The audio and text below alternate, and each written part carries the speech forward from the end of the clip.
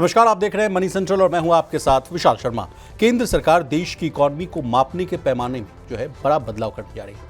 खबरें आ रही हैं कि सरकार जीडीपी की जगह किसी दूसरे इंडिकेटर को लाना चाहती है, जिससे देश की इकॉनमी को और अच्छे तरीके से देखा और समझा जाए। इसके अलावा आज के मनी सेंट्रल में आरबीआई के पूर्व गवर्नर रघुराम राजन की चिंता चेतावनी को भी आसान भाषा में डिस्कस करने की कोशिश करेंगे। पूरी चर्चा में शामिल होने के लिए हमारे साथ मौजूद हैं हमारे सहयोगी और वरिष्ठ आर्थिक पत्रकार प्रवीण शर्मा सर। आपका मनी सेंट्रल बहुत स्वागत है। धन्यवाद विशाल।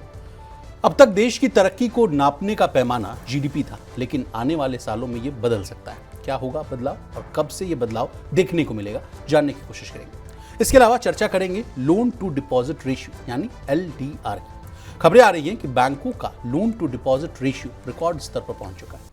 क्या होता है लोन टू डिपॉजिट रेशियो, इसके बढ़ने और घटने से बैंकों पर क्या खतरा पैदा हो सकता है, प्रवीण सर से बिल्कुल आसान भाषा में समझने की कोशिश करेंगे। और अंतिम में चर्चा करेंगे डायरेक्ट टू मोबाइल यानी D2M टेक्नोलॉजी की और इसको लेकर छिड़ी रार की। खबरें आ रही हैं कि D2M टेस्ट को लेकर देश की टेलीकॉम कंपनियां जैसे जियो, एयरटेल, वोडाफोन आइडिया ने आपत्ति जताई। टेलीकॉम कंपनियों को क्या आपत्ति है, कंपनियों की मांग क्या है, इसको भी जानने की कोशिश करेंगे। चलिए बिना देर किए फटाफट करते हैं मनी सेंट्रल की शुरुआत। मोदी सरकार देश की असली आर्थिक तस्वीर दिखाने के लिए एक बड़े बदलाव पर विचार कर रही है। संयुक्त राष्ट्र की नई सिफारिशों के तहत सरकार जीडीपी की जगह एनडीपी को अर्थव्यवस्था का मुख्य पैमाना बनाने की तैयारी में। प्रवीण सर, इसके अलावा फरवरी 2026 से रिटेल महंगाई यानी सीपीआई और देश की विकास दर यानी जीडीपी के आंकड़े नई सीरीज यानी नई बेस ईयर के साथ जारी किए जाएंगे। वहीं मई 2026 से भी सर इंडस्ट्रियल प्रोडक्शन यानी आईआईपी के जो आंकड़े भी है वो भी नई सीरीज में जारी होंगे। कैसे देख रहे हैं सर इन दोनों खबरों को? नहीं, देखिए, बिल्कुल एक सही कदम है जो एनडीपी को लेकर आने का सरकार का एक आइडिया है। ऐसा खबरों में आ रहा है कि सरकार जीडीपी के नंबर्स की जगह पर एनडीपी यानी नेट डोमेस्टिक प्रोडक्ट को लेकर आना चाहती है। जीडीपी ग्रॉस डोमेस्टिक प्रोडक्ट की बात हो गई, और इसके साथ ही जीडीपी को मापने का भी पूरा तौर तरीका बदलने जा रहा है, जो बेस ईयर चेंज करके बाकी आईआईपी और दूसरे आईआईपी हो गया या इन्फ्लेशन हो गया उसके। तो सरकार एक तो पहली बात है, सरकार पूरे के पूरे जो आंकड़ों की जो आंकड़े जो इकोनॉमी की तस्वीर पेश करते हैं उसको ज़्यादा बेहतर बनाने की तरफ काम कर रही है, एक बात जी। लेकिन जीडीपी और आपका एनडीपी, ये बदलाव विशाल बहुत बड़ा बदलाव है। ओके सर, जीडीपी को लेकर कहा जाता है कि ये जो तस्वीर ये पेश करता है या जो दिखलाता है कि देश में एक साल में कितना कुल उत्पादन यानी प्रोडक्शन हुआ था। लेकिन इसमें एक पेंच है, कहा जाता है कि इसमें ये नहीं पता चलता कि मशीनें कितनी घिस गई मतलब मेरा तात्पर्य है कि डेप्रिशिएट कितनी हुई हैं, इमारतें सड़कें कितनी खराब हुई हैं, प्राकृतिक जो संसाधन है यानी जो नेचुरल रिसोर्सेज हमारे पास हैं जैसे कि जंगल हो गए, खनिज हो गए, पानी हो गए, ये कितने खत्म होते हुए नजर आ रहे हैं, कितने डिप्लीट होते हुए नजर आ रहे हैं। लेकिन एनडीपी को लेकर कहा जा रहा है कि ये डेप्रिशिएशन यानी जो मशीनों वाला बात मैंने आपको बताया प्राकृतिक जो संसाधन की जो कमी वाली बात है उसको लाता हुआ दिखेगा। और इससे कहा जा रहा है कि ज़्यादा सच्चा और जो बेहतर पैमाना है वो सामने आकर दिखता हुआ नजर आएगा। इसी के साथ मैं आपसे एक और प्रश्न पूछना चाहूँगा। तमाम जो मैं इकोनॉमिस्ट से चर्चा करता था सर, चाहे एमपीसी के दौरान चर्चा करूँ, तो एक न एक जो बात सामने आती थी कि विशाल जो इंडिकेटर्स हैं नापने का जो तरीका है, कई बार हम लोगों ने मनी सेंट्रल में भी इस बात को डिकोड करने की कोशिश की है कि लोग कहते हैं कि महंगाई का जो आंकड़ा आया है ये मुझे नहीं लगता कि धरातल पर ये सही है। कई लोग ये भी कहते हुए नजर आते हैं कि जो सीपीआई का और तमाम जो जीडीपी का जो नंबर्स आ रहे हैं इनको लेकर भी कुछ हल्की फुल्की नाखुशी रहती है। तो क्या इन सब दुख दूर करता हुआ दिखेगा ये जो एनडीपी वाला मामला है? नहीं, देखिए, आंकड़ों में क्या जिस तरह की बातें आती है कि आंकड़ों में शायद गड़बड़ी है या आंकड़े सही तस्वीर पेश नहीं कर रहे हैं, मुझे नहीं लगता कि एनडीपी और जीडीपी के नंबर्स के जरिए कुछ इस तरह की चीज़ों को कहा जा सकता है। बात को एक बात, दुनिया भर में असल में आपकी आर्थिक ग्रोथ को नापने का तरीका जो है वो आपका जीडीपी का नंबर ही है। और चाहे अमेरिका, जापान या दुनिया भर के जो देश हैं या एजेंसियां हैं, वर्ल्ड बैंक हो गए, आईएमएफ हो गए, ये सब आपका जीडीपी का नंबर ही मानते हैं। लेकिन पिछले कुछ वर्षों से एनडीपी को ज़्यादा भरोसेमंद आंकड़ा एक तरह से माना गया है आपके देश की ग्रोथ के लिए जी। उसकी वजह यह है कि ये उस वास्तविक तस्वीर को पेश करता है जो आपकी इकोनॉमी में वास्तव में चल रही है। जैसा आपने बताया कि इसमें से डेप्रिसिएशन को आपका घटा दिया जाता है, डिप्लीशन को आपकी को घटा दिया जाता है। इससे ये पता चलता है कि आप बजट में जो संसाधन लगा रहे हैं, आप अपने देश में जो खर्च आप कर रहे हैं, उसका कितना हिस्सा आपका इन जो डेप्रिसिएशन है, डिप्लीशन है, उसकी भरपाई करने में जा रहा है, कितना पैसा बच रहा है। तो सरकारों के सामने, और भारत सरकार ने भी ऑलरेडी इन आंकड़ों को पेश करना शुरू कर दिया है। जी जी। तो अब अगर मतलब बहुत एक छोटी सी बानगी है, लेकिन इससे अंतर समझ में आता है कि क्या चेंज होगा अगर आप जीडीपी और एनडीपी के नंबर्स को लेकर आएंगे। मसलन FY25 का अगर हम आंकड़ा देखें तो जो डेप्रिसिएशन था वो तकरीबन 37 लाख करोड़ रुपए का था। एनडीपी जो है नेट डोमेस्टिक प्रोडक्ट, वो आपका 293.9 ट्रिलियन रुपये का था, लाख करोड़ रुपए का था। जबकि जीडीपी का नंबर था वो 330.7 लाख करोड़ रुपए का था। जी। 37 लाख करोड़ रुपए का गैप आ रहा था, जो आपका ये बता रहा था कि ये जो गैप है ये आपका डेप्रिसिएशन या जो डिप्लीट हो रही चीज़ें उसमें आपका पैसा जा रहा है। इसी तरह FY24 का अगर हम आंकड़ा देखेंगे तो तकरीबन 33 ट्रिलियन रुपये का, यानी 33 लाख करोड़ रुपए का आंकड़ा यहाँ पे जो है वो गैप दिखाई देता है एनडीपी और जीडीपी के नंबर में। 267 लाख करोड़ रुपए के आसपास आपका एनडीपी का नंबर था। तो ये आपको ये बताता है कि आपका जो जीडीपी बढ़ रही है या जीडीपी जो साल भर में आपकी हुई, उसमें कितना हिस्सा आपका ऐसा है जहां आपको ये पैसा डेप्रिसिएशन में लगाना पड़ रहा है। और एक और बहुत बिल्कुल आसान तरीका इसका ये है जानने का, क्योंकि बहुत सारे दर्शकों को समझ में नहीं आता होगा कि क्या एनडीपी और क्या जीडीपी से, लेकिन इसका फर्क आपके जीवन पर भी साफ तौर पे दिखता है अगर सरकारें इसके मुताबिक काम करें। मसलन जैसे जब हम लोग शेयर मार्केट या बाकी चीज़ों की कंपनियों की बात करते हैं तो एक होता है एबिटा, एक होता है नेट प्रॉफिट जी। तो अब आप समझ लीजिए कि जीडीपी का नंबर जो है वो एबिटा है और एनडीपी का नंबर जो है वो नेट प्रॉफिट या पीएटी है। Profit after tax. बिल्कुल। एबिटा में आपका interest, tax, depreciation and amortisation ये सारा आ जाता है, प्रॉफिट बिफोर। तो ये बिल्कुल साफ साफ तस्वीर आपकी इकोनॉमी की पेश करता है। सर, एक और रिपोर्ट है सिस्टम ऑफ नेशनल अकाउंट्स 2025। ये जो है संयुक्त राष्ट्र यानी यूनाइटेड नेशंस का एक जो है ग्लोबल अकाउंटिंग फ्रेमवर्क है। इन्होंने भी कहा कि जीडीपी से ज़्यादा जो है एनडीपी पर ध्यान देना चाहिए। बिल्कुल। जो नेचुरल रिसोर्सेज है उसकी कीमत और नुकसान को भी जो है गिनना चाहिए, कैलकुलेट करना चाहिए। आरबीआई और बैंकों से भी जुड़ा हुआ कुछ बदलाव है, वो भी हम आपसे समझना चाहेंगे सर। आरबीआई की कुछ गतिविधियों को कहा जा रहा है कि मार्केट गतिविधि माना जाएगा, बैंकों द्वारा लिए गए कुछ जो भुगतान है फीस की तरह गिने जाएंगे, ये भी कुछ बात सामने आ रही है। और अगला प्रश्न जो आपके मन में आ रहा हो कि ये बदलाव कब से लागू हो सकता है, तो सरकार सर अभी डेटा और जो है तरीकों का जो है अध्ययन कर रही है, यानी जो भी स्टडी कर रही है। एक सब कमेटी भी बनाई गई है। लागू करने का जो लक्ष्य है, जो टारगेट है, वो 2029 से लेकर 2030 के आसपास है। अब सर, इस कहानी का जो दूसरा पक्ष है उस पर आते चाहेंगे, हम आपसे समझना चाहेंगे सर कि जिस तरह से जो नए बेस ईयर वाला जो कॉन्सेप्ट है, जो कहा जा रहा है कि जीडीपी और आईआईपी के लिए जो है 2022-23 कर दिया गया, सीपीआई यानी जो महंगाई है वो अब 2024 के आधार पर तय होगा। अभी जो है ये आंकड़े जो है 2011-12 के आधार पर लिए जाते थे, जो काफ़ी पुराने माने जाते थे। क्यों ज़रूरत आन पड़ी सर सरकार को कि इस बेस ईयर को जो है चेंज करें? नहीं, देखिए बहुत सारी चीज़ें चेंज हुई हैं और जो आपका इन्फ्लेशन का भी नंबर है उसमें भी सरकार बहुत सारे चेंजेस को करके लेकर आना चाहती है, ताकि महंगाई की हो चाहे जीडीपी को सही तस्वीर। असल मसला आंकड़ों को सही लेकर सामने आने का है।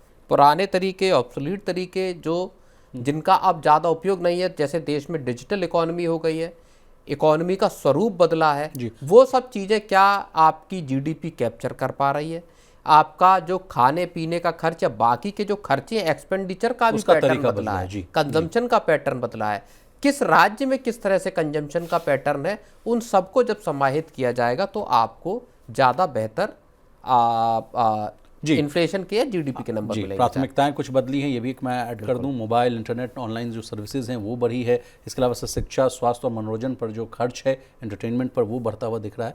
इसलिए कहा जा रहा है कि जो है बेस ईयर बदलने की ज़रूरत पड़ी थी। अब खाने पीने का जो वेटेज है सीपीआई में, उसको भी जो है घटाने की बात कही जा रही है सर। कहा जा रहा है कि नए सीरीज़ में जो है फूड आइटम्स का जो वेटेज है वो कम हो सकता है, और जो है शिक्षा, स्वास्थ्य और ट्रांसपोर्ट जो है और मनोरंजन जो है, जो सर एंटरटेनमेंट वाली जो चीज़ें, उनका वेटेज बढ़ेगा, क्योंकि कहा जा रहा है कि जैसे जैसे आमदनी बढ़ रही है, लोगों का जो खर्च है वो ना सिर्फ खाने पीने पर खर्च हो रहा है, बल्कि और भी जो चीज़ें हैं, जैसे मूवी देखने चले गए, एंटरटेनमेंट हो गई, बात हो गई, वहाँ ज़्यादा खर्च हो रहा है। तो वो डेटा भी सामने आता देखिए, हुआ इसमें एक और चीज़ है, मैं फिर से एनडीपी की बात करूँगा। जी।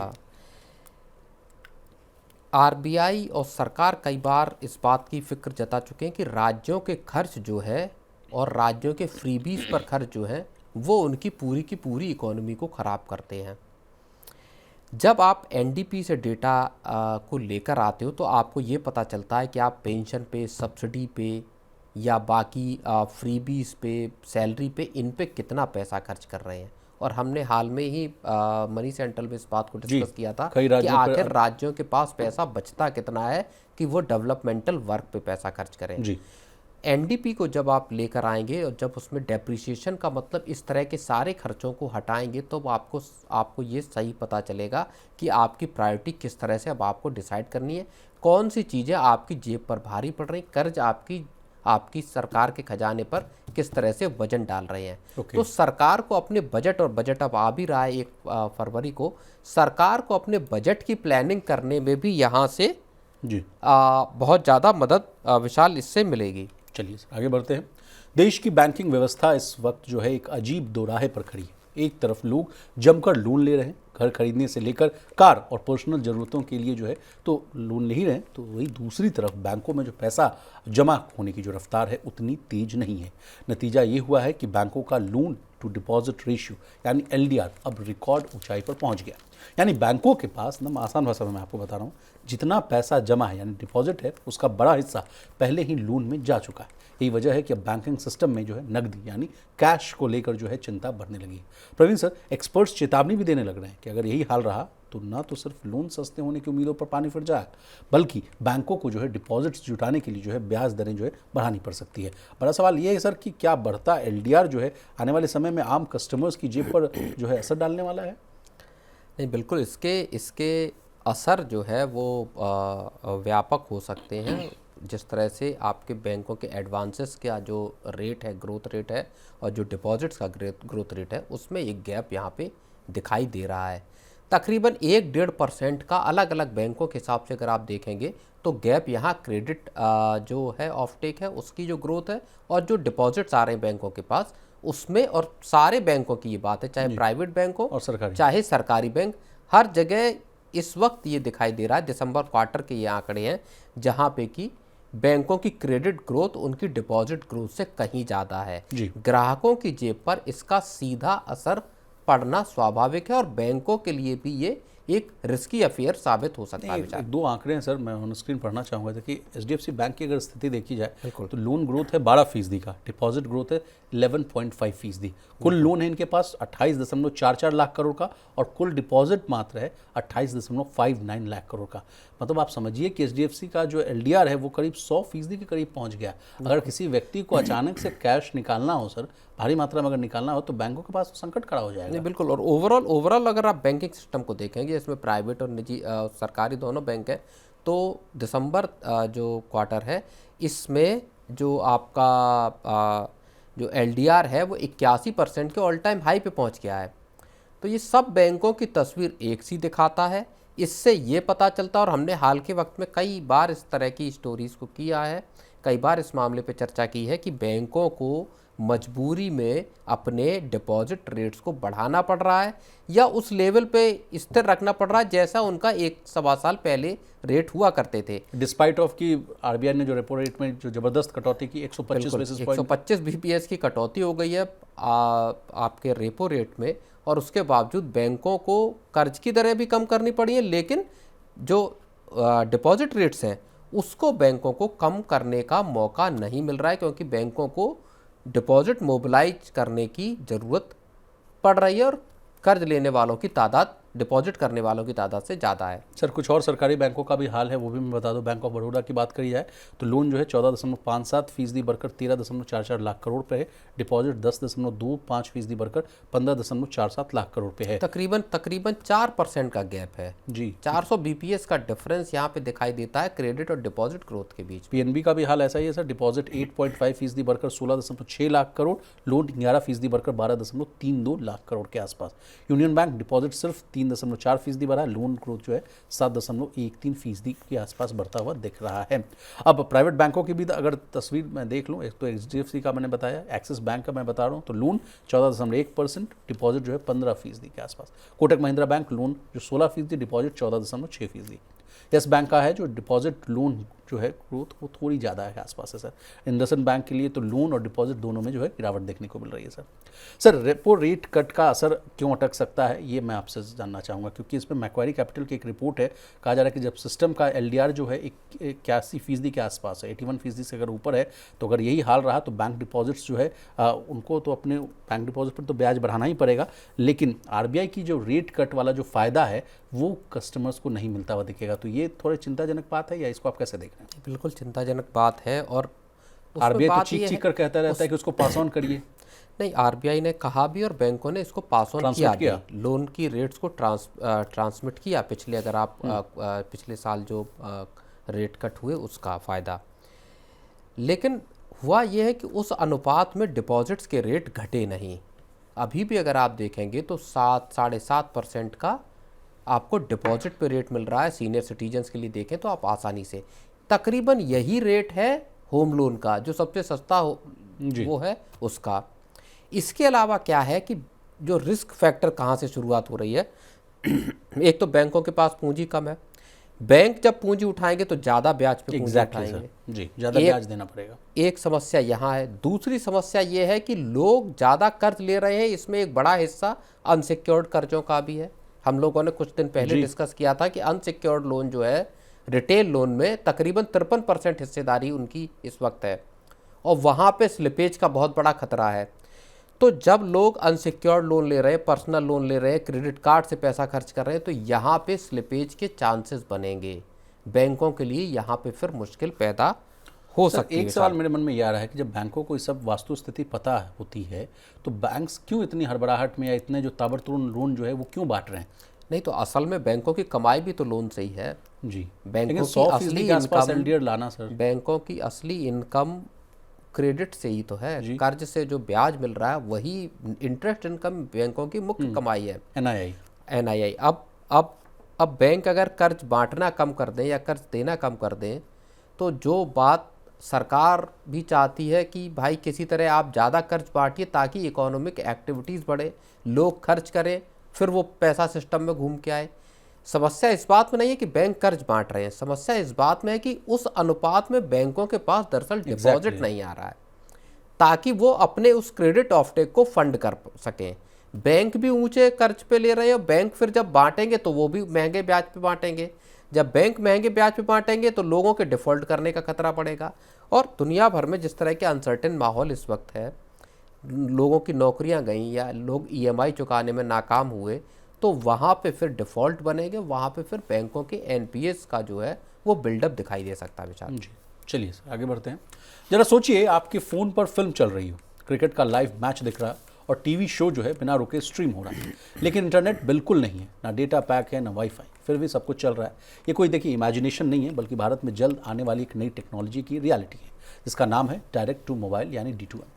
ये सिस्टम मोबाइल फ़ोन को सीधे TV में बदल देगा और करोड़ों लोगों को इंटरनेट के बिना ही मनोरंजन यानी एंटरटेनमेंट और खबरों देगा। लेकिन अब इसी टेक्नोलॉजी को लेकर देश की टेलीकॉम कंपनियों ने सरकार के खिलाफ जो है मोर्चा खोल दिया। क्या ये पूरा मामला प्रवीण सर से समझने की कोशिश करते हैं। सर, D2M तो बड़ा अच्छी चीज़ है। कहा गया कि जिनके पास फीचर फ़ोन है, और देश में तादाद अगर देखा जाए 200 मिलियन लोगों के आसपास अभी भी जो है वो फीचर फ़ोन ही है। कहा गया कि उन पर एक जो है, मैं कहानी का आगे बताऊंगा, एक टेक्नोलॉजी को लगाना पड़ता है, उसके बाद ये जो है D2M वाला जो फैसिलिटी वो देखने को मिलेगा। तो गरीब जो लोग हैं जो महंगे रिचार्ज प्लान्स नहीं कर सकते, उनको ये सुविधा मिलने वाली थी। लेकिन इससे क्या आपत्ति है जियो, एयरटेल और इनको VI को? नहीं, देखिए, पहली तो कहानी की जो शुरुआत है वो दरअसल ये हुई कि सरकार ने कुछ टेक्निकल टेस्ट किए हैं जी, जो D2M को लेके है, डायरेक्ट टू मोबाइल आपका जो तकनीक है पूरी, उसको लेके सरकार ने कुछ जो सेलुलर फ़ोन है उस पर टेस्ट किए हैं। इसको लेके COAI जो है, जो cellular operators association of India है, जिसमें वोडाफोन आइडिया आपका ये और हैंडसेट मैन्युफैक्चरर ये सब शामिल हैं, इन्होंने इसको लेके आपत्ति दर्ज करा दी कि साहब जब आप ये कर रहे हो तो इसमें हमको शामिल नहीं किया गया। वो तो कह रहे हैं कि ट्रांसपेरेंट नहीं है, टेक्नोलॉजी न्यूट्रल नहीं है, मोबाइल और नेटवर्क पर खतरा है। हाँ, TOR आपने स्पष्ट तौर पे नहीं बनाई। यहाँ भी TOR आ गया ऐसी सर। चीज़ें ऐसे इसको इस तरह इम्प्लीमेंट कीजिए जिसमें कि हमारे इंटरेस्ट भी सुरक्षित बने रहें। और मसला असल में क्या है यहाँ पे कि जो मोबाइल ऑपरेटर है या टेलीकॉम ऑपरेटर्स हैं, उनको दरअसल अपनी कमाई पर एक बड़ा खतरा दिखाई दे रहा है जी यहाँ पे। सबसे बड़ी आशंका ये है और इसीलिए जो D2M है इसको लेके आपत्ति दर्ज कराई जा रही है। जी सर, जी प्लीज़ आप कंटिन्यू कीजिए। अब है क्या कि हमने कुछ दिन पहले चर्चा की थी कि देश भर के 4 करोड़ लगभग लोगों ने, 4 करोड़ परिवारों ने अपने DTH बंद करा दिए हैं। पेड जो टीवी आता था उसको लेना बंद कर दिया। DTH एक तरह से धीरे धीरे खत्म होती हुई और मरती हुई कहानी बनकर रह गया है।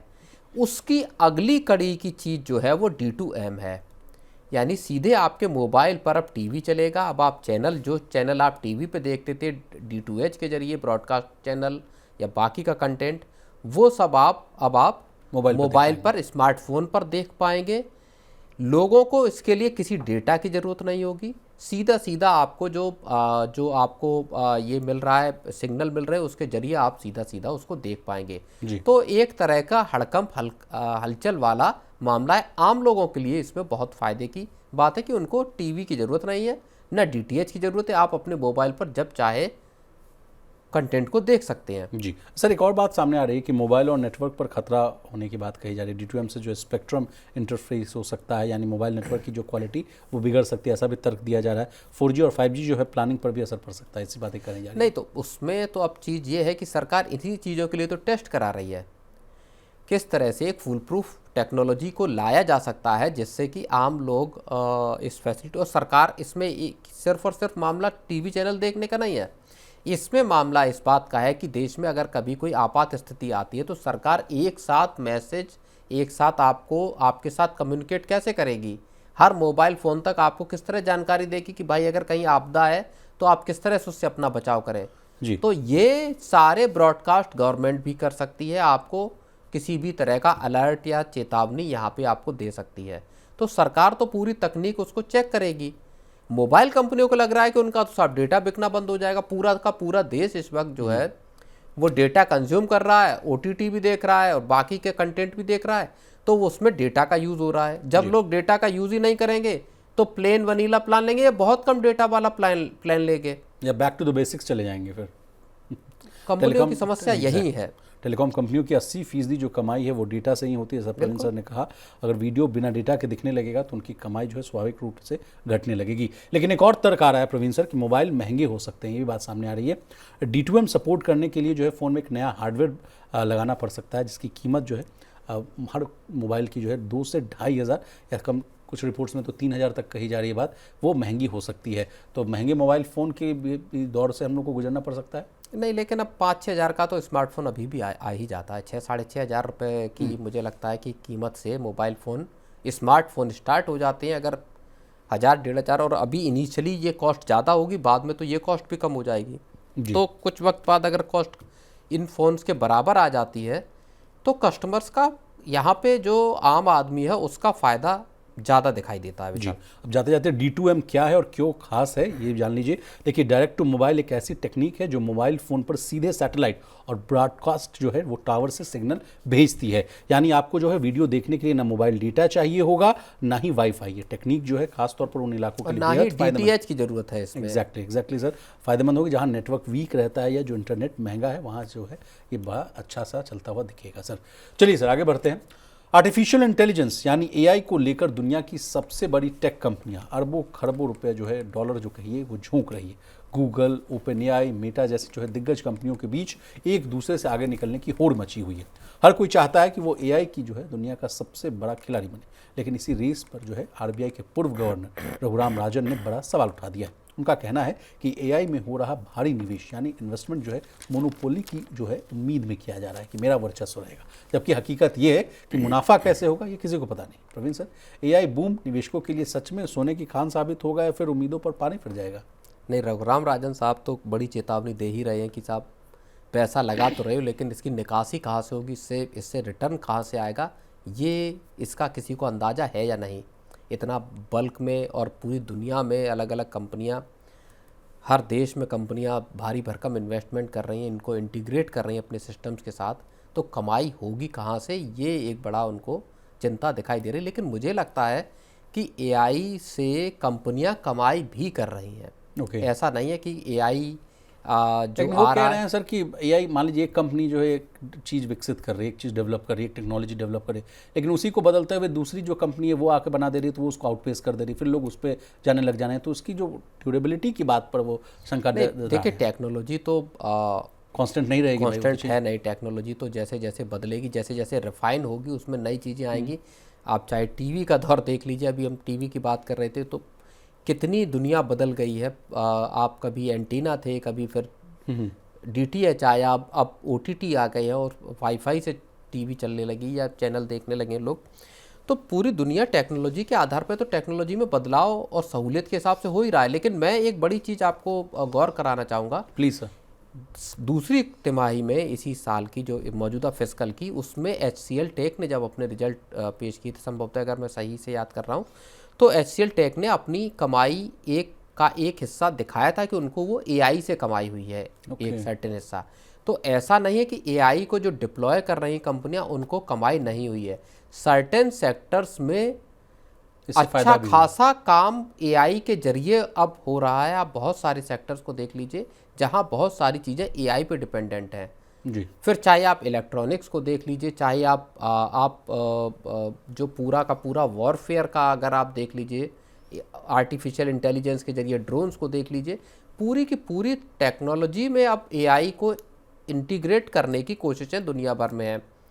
अब जब सब कामकाज में AI का इन्वॉल्वमेंट है, क्या इन कंपनियों को कमाई नहीं होगी, ये सवाल है विशाल जी। लेकिन सर AI बूम को लेकर भी जो है कई बार जो है चेतावनी आती हुई दिख रही थी। मनी सेंटर में हम लोगों ने कई बार इसको डिस्कस करने की भी कोशिश की थी।